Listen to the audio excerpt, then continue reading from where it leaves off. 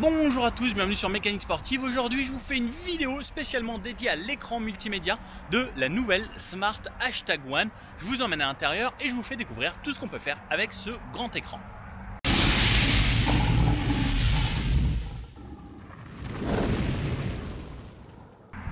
Allez, c'est parti. Donc là, la voiture est fermée. J'ai la clé dans la poche. Voilà à quoi ressemble la clé. Petite clé toute ronde, Smart.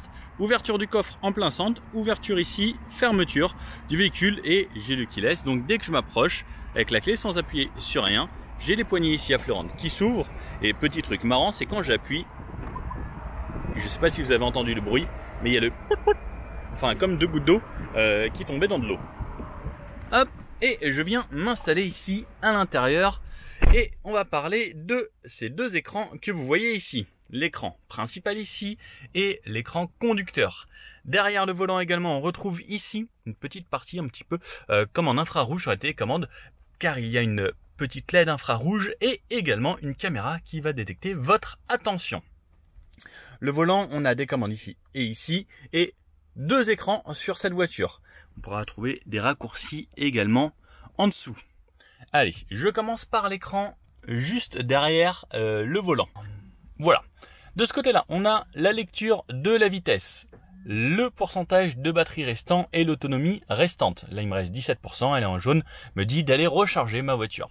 La vitesse en km/h. Au centre, on a ma voiture. Si je passe en drive, la voiture s'anime et se met comme si elle était sur la route. Les aides à conduite et tout qui s'est affiché comme quand on démarre une voiture. Ici, elle me dit que je ne suis pas attaché, que je suis en drive, que j'ai mis le drive. Il fait 20 degrés et que derrière moi, à droite, dans l'angle mort, il y a quelque chose, donc il faut que je fasse attention. Là, les aides à la conduite ne sont pas activées. Et lorsque je roule, voilà à quoi ça ressemble. Donc là, vous pouvez voir que ça détecte les voitures de devant, que mon régulateur est activé et que j'ai mon maintien qui peut être activé également. Voilà comment ça se passe lorsqu'on roule. Donc, retour ici, de cette façon. Vers le bas pour se mettre en reculé vers le haut. Vers le haut, ce qui m'active mes caméras 360 degrés sur cette voiture. Aujourd'hui, on a plusieurs vues. On a les vues fréquentes, les angles morts, de cette façon avec la voiture ici en 3D que je peux manipuler, où ça fonctionne vraiment bien. On a des caméras de plutôt bonne résolution. On peut avoir plus d'angles avec que les roues par exemple. Ultra grand angle à l'avant ou ultra grand angle à l'arrière également, de ce côté-là, de cette façon ou sur les côtés. On a vraiment pas mal de choses. On peut désactiver les bip de parking, donc les radars ici. Je peux avoir mes paramètres avec ces informations. Donc on a quand même pas mal de vues. Normalement, vous ne pouvez pas vous rater, mais la vue sur les côtés pour les trottoirs. Ou la vue 3D en appuyant ici, ou 2D de cette façon.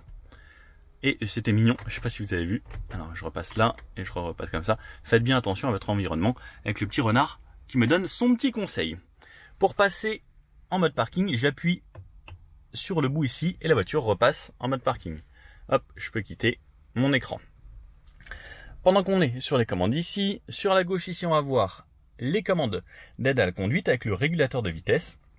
Donc pour activer le régulateur quand je roule, j'appuie au centre ici, ça s'activera à la vitesse à laquelle je roule. Ensuite, plus vite, moins vite. Droite et gauche, c'est la distance qu'il y aura entre le véhicule de devant et moi. Si par exemple je freine, je veux réactiver la vitesse à laquelle j'étais précédemment, je fais la petite flèche ici réinitialisation et ça se remettra. Par exemple, j'étais à 110, je freine, je rappuie, ça retournera à 110. Et ici c'est pour désactiver le Smart Pilot. Sur la droite, on a une commande vocale qui ne fonctionne pas aujourd'hui car la mise à jour n'est pas effective. Désactiver le son si j'écoute la musique et le trip qui va me donner mes informations sur ma conduite. Mais on peut voir, là aujourd'hui il ne se passe rien car véhicule de pré-série. Volume ici pour le son, plus fort, moins fort, changer de musique, gauche ou droite. Donc là, hop hop, voilà. Parce qu'il y a des droits pour la musique, on n'a pas le droit de faire ce qu'on veut avec la musique.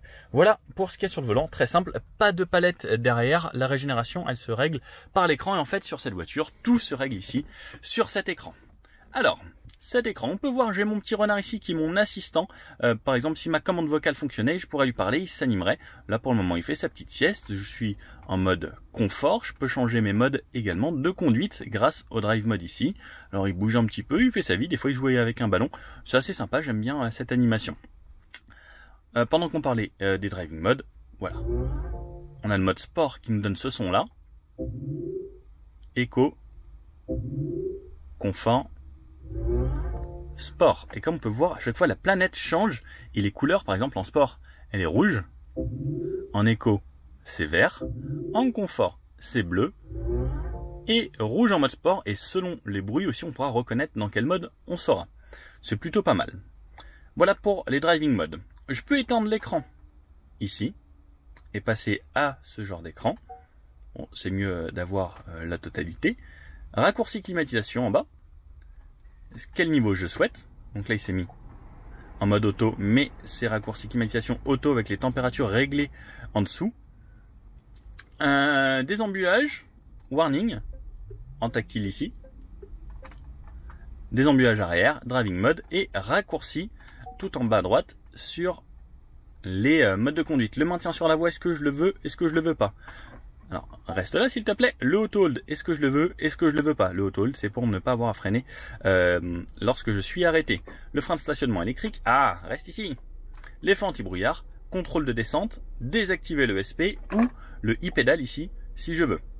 Il me demande de confirmer. Lorsque ce mode est activé, il peut réduire l'utilisation de la pédale de frein, augmente la récupération d'énergie et améliore l'endurance. Cependant, veuillez noter que ce mode ne peut pas remplacer complètement la pédale de frein en cas de freinage d'urgence. La pédale de frein doit toujours être utilisée. Le stationnement sur les pentes raides, les routes glissantes ou autres lieux. Donc attention, ça freine quand même, ça va jusqu'à l'arrêt, mais ça ne remplace pas vraiment un frein. Donc là, on a le e-pédale. Donc là, voilà, on a ça. Et la régénération, reviens là. Forte ou standard. Donc ça, c'est lorsque je vais relâcher la pédale, est-ce que je veux que ce soit une grosse récupération ou standard. Moi, je laisse standard parce que forte, c'était vraiment fort. Sauf si on conduit en one pédale. Moi, je roule pas forcément trop en one pédale. Ensuite, cet écran, il regroupe là-haut la touche home, la touche application, la touche navigation, raccourci musique et caméra 360. Ensuite, on a un petit raccourci lorsqu'on va faire défiler de cette façon. On a, pour savoir si le Bluetooth est activé, le Wi-Fi, la 4G, l'heure qu'il est, si je suis en mode invité ou en mode personnalisé, et le volume. L'autonomie de ma batterie ici, autonomie 68 km, la musique qui est activée, donc là actuellement c'est la radio, très belle Porsche qui passe, belle 992. Ensuite on a des raccourcis ici vers des stations, un parking ou une direction que j'ai préférée. Là, on est lundi 24 juillet et la température n'est pas activée parce que j'ai pas connecté mon téléphone, je pense. Pour la radio ou les médias, lorsque je clique dessus, je vais avoir mes raccourcis FM, DAB, en ligne, Bluetooth, USB et les réglages du son. Si par exemple, je suis en DAB ou FM, j'ai mes radios ici, FG Chic, Crooner, etc. Ça, c'est les radios numériques. Ensuite, j'ai le en ligne avec Spotify. Ici, j'ai activé mon Spotify et que j'ai connecté. Donc là, par exemple, je ne suis pas connecté. Là, il me dit, oh non, regardez comme c'est mignon. Il me dit, non, je suis désolé, tu t'es pas connecté. Le Bluetooth, j'ai pas connecté d'appareil non plus. USB, il n'y a pas de port USB. Et regardez tous les formats audio qu'il peut lire. Normalement, ça lit quasiment tout. Les réglages du son, ici, on a un equalizer avec déjà 5 valeurs prédéfinies. Ensuite, je peux personnaliser et bien sûr centrer ou autre selon ce que je souhaite. Je retourne au DAB puisque c'est la seule radio que j'ai fait parce que je n'ai pas connecté mon téléphone. On peut voir que dans tous les cas, il y a des raccourcis en bas sur l'écran et les sièges chauffants et la climatisation. Le climat ici, je peux soit le mettre en auto ou pas. Et parce que là, j'ai mis auto, donc je désactive auto et ensuite, j'ai la ventilation que je veux. Si là, je veux tout doucement maintenant, il faut surtout penser à désactiver auto. Ensuite, je choisis où est-ce que je veux me faire ventiler, au pied, en haut, en bas, où je veux. Après, j'ai le mode max ou le mode éco selon si vous voulez économiser un petit peu. Durée de vie du filtre à air. Alors ça, c'est marrant, j'avais jamais vu ça. Il reste 52% de durée de vie du filtre à air. Ça veut dire que quand il sera à 0, il faudra sûrement le changer pour qu'il soit optimal. Qualité de l'air. Ici, Smart Air ou désodorisation. Il ouvre un petit peu les fenêtres. Et pendant 177 secondes... Waouh, arrête, stop. Il fait froid. Oui, stop. Voilà. Donc là, il m'a tout ouvert et je vais tout refermer. Parce que là, c'est, imaginons, on avait mangé au McDo, il va essayer de ventiler. Allez, Home, on retourne, touche Home. Donc on a vu pour ce qui était climat, on peut avoir le raccourci ici également, directement, et retourner à climatisation à cet endroit-là. Siège chauffant, sur 3 positions, je touche mon petit siège ici. Et voilà. Home, on retourne. Raccourci Home, ça vient là. Raccourci App. App, ça devient comme sur un smartphone ou une tablette. On a la navigation dans un premier temps. Ici, recherche, on peut ajouter son domicile, son travail, des favoris, des stations de recharge, parking, restaurant, hôtel, etc. Un petit peu comme une application de navigation. Par exemple, je veux me dire, trouve-moi la borne la plus proche, il va me trouver plusieurs bornes. Imaginons que je souhaite aller à celle-ci. Eh bien, hop, direction, ça me dit même le tarif ici, 0,56 € le kilowattheure. Il y a du type 2, il y a même un numéro de téléphone. Et lorsque j'active la navigation, voilà à quoi ça ressemble. Et quand je vais me mettre à rouler, petit à petit, ça va me mettre comme si c'était en navigation. Hop, je quitte ça. La navigation, comme je vous disais, j'ai le raccourci en haut directement si j'en ai besoin, ou la musique directement en haut, ou les caméras. Je peux quitter de cette façon et retourner à la navigation en haut toujours, ou sinon avec l'application. Média, donc ça, c'est ce qu'on a vu avec le raccourci radio. On peut retourner aux apps. L'énergie. Donc ça va être les consommations de la batterie, combien il vous reste, qu'est-ce que vous voulez faire, recharger à 90% minimum pour le maintenir au mieux l'état de la batterie. Ce serait plutôt maximum qu'on pourrait dire ici. Donc si on recharge à 90%, ça préserve sa batterie. Et là on peut voir ici que c'est 90%. Si je désactive, là cette fois-ci normalement je peux aller jusqu'à 100%. À 100%, ça me donnera 417 km d'autonomie avec les conditions dans lesquelles j'ai roulé avec cette voiture. Mode distance recharge à 100% pour les longs trajets, oui, je veux. Maintien de la température de charge, s'assurer que la batterie haute tension ne surchauffe pas, etc. Donc ça peut climatiser la batterie lors des recharges rapides. Planificateur de trajet, est-ce que je veux que ce soit planifié ou pas, et réduire le courant utilisé, est-ce que je veux ou pas, oui ou non, selon les prises que vous avez à la maison. Ensuite, on a les consommations du trajet actuel. Par exemple, là, donc depuis ce matin, j'ai fait 36,4 km. J'ai consommé 18 kWh sur ces 36 km. Ça me fait une conso moyenne à 16,3, vitesse moyenne à ça. Trajet. Là, on peut le voir, voilà, sur une plus grande distance. Ça, c'est le trajet que j'ai réalisé avec cette voiture depuis la dernière recharge. J'ai régénéré 10 kWh, ce qui est assez impressionnant de voir. Cette valeur, on la voit rarement. Conso total 52. J'ai parcouru 262 km pendant 5 heures et une moyenne à 16,5 avec une vitesse moyenne de 50 puisque région parisienne. La consommation, c'était ça, le climatiseur m'a pris 4,6% par exemple. Donc il faisait entre 25 et 30 degrés à peu près et j'ai toujours laissé entre 21 et 22 la température. Voilà pour mes consommations ici. Je retourne à l'app. L'aide ici, c'est si j'ai besoin d'aide. Hop, normalement ça appelle. Donc on va pas appeler parce qu'on va pas déranger quelqu'un. Les paramètres de la voiture ici. Donc ces paramètres, on les a également lorsqu'on touche ici. Un contrôle rapide de cette façon ou paramètres, c'est la même touche. En fait, il y a des raccourcis un peu partout de ce qu'il y a dans les applications. Donc dans les contrôles rapides, on a direction assistée, suivre le mode de conduite. Est-ce que je veux que lorsque je suis en mode sport, je suis en mode ferme, en standard ou douce. Donc ça, je peux soit le sélectionner de cette façon, par exemple en mode sport l'avoir douce ou en mode éco l'avoir ferme. Le mieux c'est de laisser avec le mode de conduite. Le haillon, je peux ouvrir directement d'ici. Donc là on voit le coffre qui est en train de s'ouvrir. Et je peux le refermer et ça se met sur l'animation là-bas. Et fermeture, ok, je vais fermer. Le haillon s'apprête à se fermer, assurez-vous qu'il n'y a aucun obstacle. Oui, il n'y a aucun obstacle puisqu'il vient de s'ouvrir. Hop, il redescend et là petit à petit, voilà, il va aller se fermer. La hauteur, je peux régler la hauteur du haillon. À quelle hauteur je veux, 1, 2, 3, 4, 5, ça c'est top aussi. Par exemple, si vous êtes en situation de handicap, pour appuyer sur le bouton, ça peut être pratique. Freinage régénératif, on a encore le raccourci ici, standard ou forme. Ensuite, verrouillage des vitres arrière, on l'a ici. Rétroviseur, c'est à cet endroit-là qu'on règle ses rétroviseurs gauche ou droite, puisque, regardez, ici, il n'y a rien, et sur la portière, il n'y a rien. Au début, c'est pas facile, il faut s'en rappeler. Ce sera sur l'écran le réglage des rétroviseurs gauche ou droite, et ensuite, je joue avec le volant directement ici. Contrôle du store par soleil. Non, pourquoi ça ne marche pas? Voilà. À quel pourcentage je veux qu'il s'ouvre, qu'il se ferme, et si je veux l'ouvrir entièrement, je peux lui dire, vas-y, ouvre-toi. Il s'ouvre ici. Sinon, plus pratique, et comme ça je peux vous laisser admirer ce grand toit panoramique qu'ils ont appelé le halo. On peut voir que c'est un toit panoramique plutôt généreux. Sinon, je peux l'ouvrir et le fermer juste ici. Donc là il se referme directement et je peux le bloquer, hop, ou le ravancer. On va laisser fermer comme ça, vous n'aurez pas trop de lumière sur cet écran. L'écran s'adapte bien sûr automatiquement à la luminosité.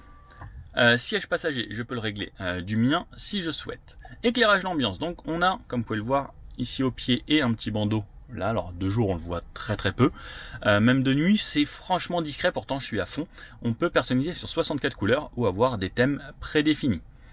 L'éclairage, ça ensuite ça va être la hauteur des phares puisque tout se fait directement sur cet écran. Les anti-brouillard arrière, je peux les activer directement d'ici.